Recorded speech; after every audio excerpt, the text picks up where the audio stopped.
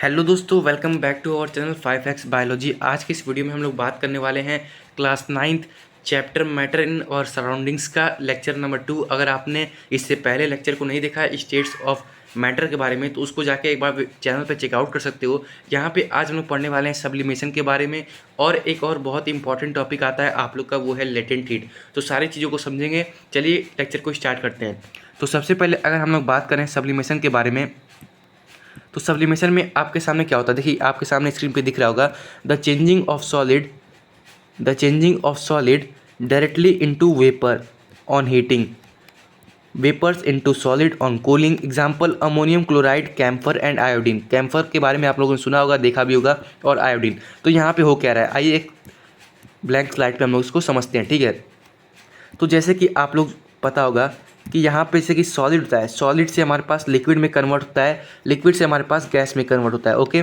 लेकिन हम लोग क्या करने वाले हैं, सब्लिमेशन जो प्रोसेस होता है उसमें क्या होने वाला है कि जो सॉलिड है, ठीक है, सॉलिड से डायरेक्टली हम क्या करने वाले हैं, इसको गैस में कन्वर्ट करने वाले हैं। अब ये कैसे होगा, ये होता है एक्सट्रीम हाई टेम्परेचर पे। यहाँ पे हम लोग इसको बहुत ज़्यादा हाई टेम्परेचर देते हैं, जिसकी वजह से ये डायरेक्टली क्या होता है, गैसेज में चेंज होता है। और लिक्विड क्या हो गया, लिक्विड देखो यहाँ पे एक बार और देख लो, the change of solid into directly vapour on heating, ठीक है।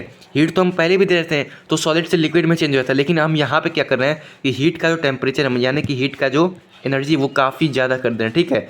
जिसकी वजह से क्या हो रहा है कि काफ़ी ज़्यादा सॉलिड तुरंत कन्वर्ट हो जाता है गैस में, ज़्यादातर हीट की वजह से, ठीक है। अब इधर अगर बात की जाए उसके बाद नीचे, तो effect of change in temperature, अब टेम्परेचर में चेंज होने का जो हमारे पास सॉलिड्स हैं या फिर जो स्टेट्स ऑफ मैटर है उन पे क्या फ़र्क पड़ता है, तो उसके बारे में यहाँ पे हम लोग देखने वाले हैं, ठीक है। तो the temperature effect on heating a solid varies depending on the nature of the solid, the condition required in bringing the change, ठीक है।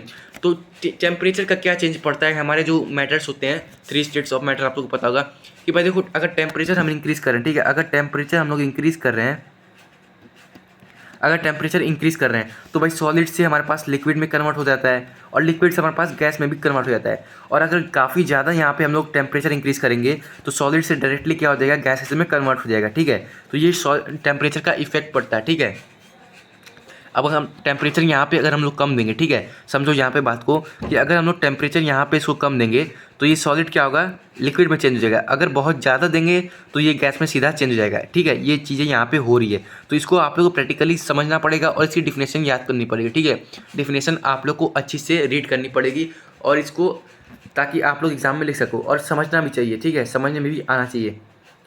अब यहाँ पे हम लोग बात करते हैं नीचे, on increasing the temperature of solid the kinetic energy of particles increases. देखो काइनेटिक एनर्जी के बारे में अगर आप लोग नहीं जानते हो तो मैं बताता हूँ काइनेटिक एनर्जी के बारे में। देखो सबसे पहले यहाँ पे बोल क्या रहा है कि ऑन इंक्रीजिंग द टेम्परेचर, अगर हम टेम्परेचर इंक्रीज करें, ठीक है, ऑफ सॉलिड, यहाँ पे सबसे पहले एक चीज़ समझते हैं, ठीक है। यहाँ पे हम सबसे पहले ठीक है, हमने यहाँ पे एक सॉलिड ले लिया, ठीक है। इसके अंदर सॉलिड के पार्टिकल्स हैं जो कि काफ़ी ज़्यादा पास पास अटैच होते हैं, ठीक है। सॉलिड के पार्टिकल्स आप लोग को पता होगा काफ़ी ज़्यादा पास पास अटैच होते हैं, ओके। यहाँ पे हमने सॉलिड के पार्टिकल्स को पास पास में अटैच कर दिया। अब देखो यहाँ पे डेफिनेशन पे आते हैं, डेफिनेशन पे क्या लिखा है, ठीक है। On increasing the temperature of solid the kinetic energy of the particle increases. अब हम लोग इसको हीट दे रहे हैं, यहाँ पे समझ लो, हम लोग इसको यहाँ पे हीट दे रहे हैं, ठीक है। हीट रेट से डिनोट करते हैं, हीट दिया, ठीक है। तो जो पार्टिकल्स के बीच में, ये जो पार्टिकल्स आप लोग को दिख रहे हैं, इसके बीच में इंटर मॉलिकुलर फोर्स होती है। एक पार्टिकल से दूसरे पार्टिकल के बीच में इंटर मॉलिकुलर फोर्स होती है। तो वो जब हम लोग हीट देते हैं तो जो इंटर मॉलिकुलर फोर्स होती है वो टूटने लगती है, यानी कि जो इंटर मॉलिकुलर फोर्स होती है वो धीरे धीरे कम हो जाती है। अभी अगर हम इसमें हीट प्रोवाइड करेंगे तो इंटर मॉलिकुलर फोर्स जो कि दो पार्टिकल्स में बीच में लगती है वो कम हो जाती है, और काइनेटिक एनर्जी जो कि पार्टिकल्स की खुद की अंदर की एनर्जी होती है वो इंक्रीज हो जाती है, ठीक है। काइनेटिक एनर्जी का फॉर्मूला अभी आप आगे जाके पढ़ोगे, वो होता है आपका ½ mv², ठीक है। ये आपका काइनेटिक एनर्जी का फार्मूला होता है, आगे जाके आप लोग क्लासेस में इसको पढ़ोगे। तो काइनेटिक एनर्जी बेसिकली है क्या, मास एंड वेलोसिटी, ठीक है। ये है मास एंड वेलोसिटी। तो जो अंदर के पार्टिकल्स के, जो अंदर का जो मास है और जो वेलोसिटी है उनकी मतलब कि चलने की जो क्षमता है वो इंक्रीज़ करती है, अंदर ही अंदर इंक्रीज़ करती रहती है। अब जैसे ही इतना हम टेम्परेचर दे देंगे कि काइनेटिक एनर्जी बहुत ज़्यादा इंक्रीज हो जाएगी, तो पार्टिकल्स के अंदर जो मूवमेंट होगी वो काफ़ी ज़्यादा तेज़ होने लगेगी, जिसकी वजह से एक दूसरे से पार्टिकल्स दूर जाने लगेंगे। देखो यहाँ पे सारी चीज़ें एक्सप्लेन करते हैं एक बार और, कि जो पार्टिकल्स है, देखो इंटरमॉलिकुलर फोर्सेस से एक पार्टिकल दूसरे पार्टिकल से लगा हुआ है, ठीक है। इन दोनों के बीच क्या लग रही है?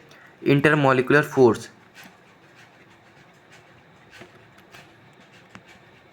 ठीक है। इन दोनों के बीच क्या लग रही है? Intermolecular force. अब हमने क्या किया कि भाई हमने इसको हीट प्रोवाइड किया, ठीक है। हीट प्रोवाइड किया एक्सट्रीम हाई टेम्परेचर, ठीक है। हीट प्रोवाइड किया हमने इसको हीट प्रोवाइड कर दिया। तो अब ये जो पार्टिकल्स के बीच की बीच के अंदर में, इनके अंदर क्या होता है? काइनेटिक एनर्जी होती है, ठीक है। यहाँ पे एक सर्कल बनाते हैं ताकि आप लोगों को आसानी से समझ में आए। ये पार्टिकल्स, ठीक है, ये यहाँ पे भी एक सर्कल बनाते हैं।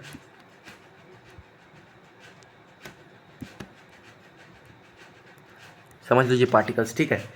ये दो पार्टिकल्स हैं हमारे पास,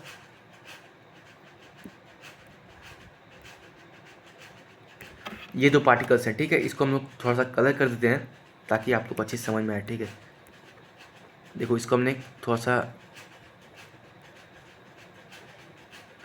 पार्टिकल्स, ठीक, इसको हमने हीट दी। पहले तो ये इंटरमॉलिकुलर फोर्स थी इसके पास, ठीक है, इंटरमॉलिकुलर फोर्स थी। अब हमने इसको हीट दे दी, ठीक है। अब हमने इसको हीट दे दी।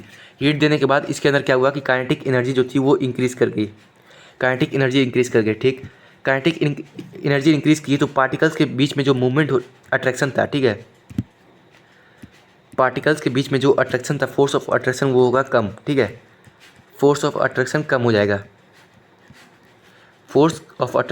जाएगा, ठीक है। पार्टिकल्स के बीच का जो फोर्स ऑफ अट्रैक्शन था वो कम हो जाएगा, और इनके जो अंदर की जो क्षमता थी, यानी कि इनके अंदर जो मूवमेंट स्पीड थी, जो कि एक पार्टिकल से दूसरे पार्टिकल में जो फोर्स ऑफ अट्रैक्शन होती है उसकी वजह से रुकी थी, अब ये जो मूवमेंट स्पीड है वो काफ़ी ज़्यादा धीरे धीरे इंक्रीज़ करने लगेगी। तो ये पार्टिकल्स क्या करेंगे? एक दूसरे से दूर जाने लगेंगे, ये काफ़ी ज़्यादा दूर जाने लगेंगे, ठीक है। तो यहाँ पे यही चीज़ हो रही है। सारी चीज़ें हमने आपको समझा दी, टेम्परेचर का क्या इफेक्ट पड़ता है और काइनेटिक एनर्जी इंक्रीज़ कर रही थी। तो ये सारी चीज़ें उम्मीद है आप लोग को समझ में आ गई होगी। वापस आते हैं अपने टॉपिक पे। देखो अब यहाँ पे क्या बोल रहा है हमारे पास, the kinetic energy of the particle increases which overcome the force of attraction. देखो मैंने जैसा कि आप लोगों को समझाया कि ये काइनेटिक एनर्जी क्या करती है कि फोर्स ऑफ अट्रैक्शन को कम कर देती है, ठीक है। फोर्स ऑफ अट्रैक्शन को कम कर देती है between the particles there by solid melt and it converted into liquid. जैसा कि मैंने अभी आपको पूरा चीज़ सिंपली समझा दिया है, सारी चीज़ समझा दी है, बस यहाँ पे डेफिनेशन है जो कि आप लोग को समझनी है। तो क्या मैंने बताया? मैंने यहाँ पे ये बताया आप लोग को कि देखो ये एक बॉक्स है, इसके अंदर हमारे पास ये पार्टिकल्स है, ठीक है। कुछ हमारे पास ये पार्टिकल्स दिए हुए हैं। इन पार्टिकल्स के बीच में हमने क्या किया कि हीट प्रोवाइड की। देखो यहाँ पे हमने हीट प्रोवाइड की। जैसे ही हमने इसको हीट प्रोवाइड की, अब जैसे ही हमने इसको हीट प्रोवाइड की, इसके अंदर जो इंटरमॉलिकुलर फोर्स थी वो क्या हो गई? कम हो गई, ठीक है। मॉलिक्यूल्स के बीच में लगने वाली फोर्स जो थी वो कम हो गई। अब वो कम हो गई तो काइनेटिक एनर्जी इंक्रीज़ कर गई, ठीक है। काइनेटिक एनर्जी इंक्रीज़ कर गई तो इनके बीच की जो ये फोर्स थी वो कम हो गई।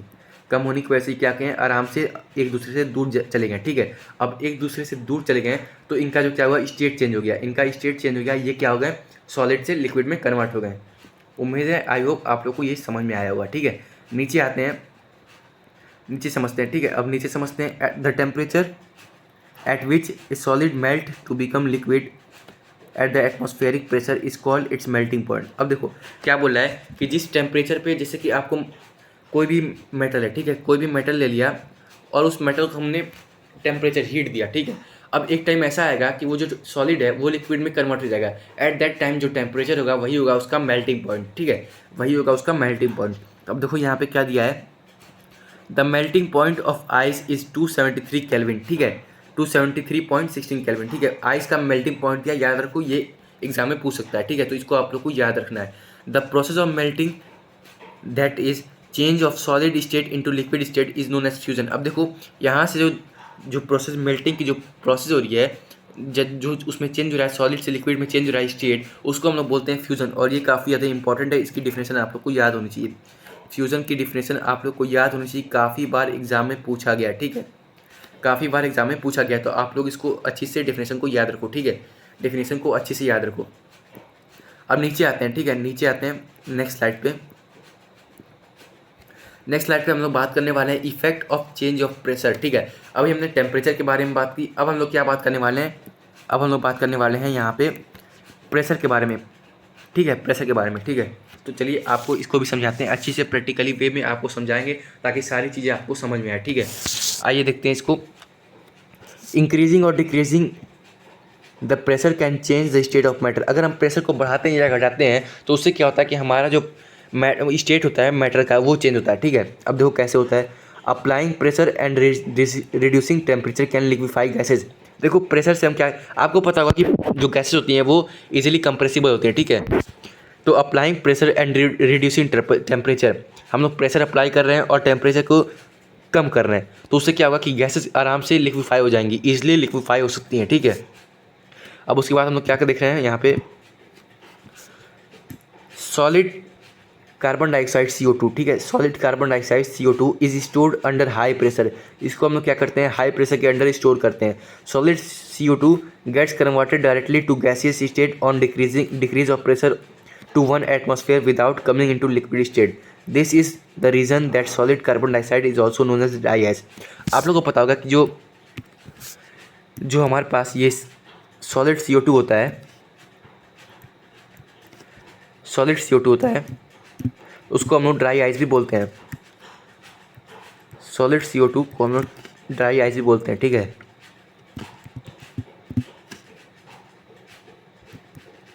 तो यहाँ पे दिया हुआ है solid CO2, solid carbon dioxide gets converted directly to gases state on decrease of pressure to 1 atmosphere without coming into liquid state. तो ये जो सॉलिड होता है, मतलब हमारे पास सॉलिड है, ठीक है। हम लोग क्या कर रहे हैं कि सॉलिड कार्बन डाइऑक्साइड है वो क्या करता है कि अगर उसको 1 atmosphere का प्रेशर मिलेगा डायरेक्टली गैसियस में, जैसे देखो यहाँ पे लिखा हुआ है कि CO2 gets converted directly to gaseous state on decrease of pressure to 1 atmosphere। देखो अगर जो एटमॉस्फेयर में प्रेशर है, यानी कि 1 atmosphere प्रेशर हम लोग डिक्रीज करते हैं तो वो क्या होगा, तुरंत सॉलिड से डायरेक्ट लिक्विड में कन्वर्ट हो जाता है, ठीक है।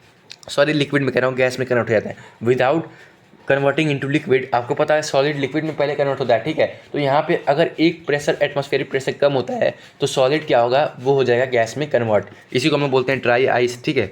तो ये भी एक अच्छी चीज़ है, आप लोग को एग्जाम में पूछी जा सकती है। एग्जाम के पॉइंट ऑफ व्यू से अच्छी चीज़ है, एग्जाम में काफ़ी ज़्यादा बार पूछी भी गई है, ठीक है। तो इसको आप लोग याद रख सकते हो, काफ़ी ज़्यादा अच्छा क्वेश्चन बनता है इस पर, ड्राई आइस पे। कई बार बच्चों को पता भी होता है। तो देखो ड्राई आइस क्या होता है ना, कि एक सॉलिड फॉर्म होता है CO2 का। CO2 को जब हम एक टेम्परेचर, उसमें 1 atmosphere प्रेशर को कम करते हैं तो वो लिक्विड में चेंज होने के बजाय डायरेक्टली क्या होता है कि वो चेंज हो जाता है गैसेज में, तो उसी को हम लोग बोलते हैं ड्राई आइस। तो ये काफ़ी ज़्यादा इंपॉर्टेंट टॉपिक है, याद रखना, ठीक है। अब बात करते हैं सबसे ज़्यादा इंपॉर्टेंट टॉपिक की, वो है हमारे पास लेटेंट हीट का, ठीक है। काफ़ी ज़्यादा बार इस पर क्वेश्चन पूछे गए हैं और हर साल पूछे जाते हैं, तो आप लोग को इस पर थोड़ा सा ध्यान देना होगा, ठीक है। आइए देखते हैं इसमें क्या बोला है कि the hidden heat which break the force of attraction between the molecules during change of state. एक बार ध्यान देना, ठीक है। यहाँ क्या बोला है, the hidden heat. The hidden heat से मतलब है कि जो अंदर पार्टिकल्स के अंदर एनर्जी स्टोर है उसको बोला है, ठीक है। The hidden heat which break the force of attraction between the molecules during change of state, उसी को बोलते हैं लेटेंट हीट, ठीक है।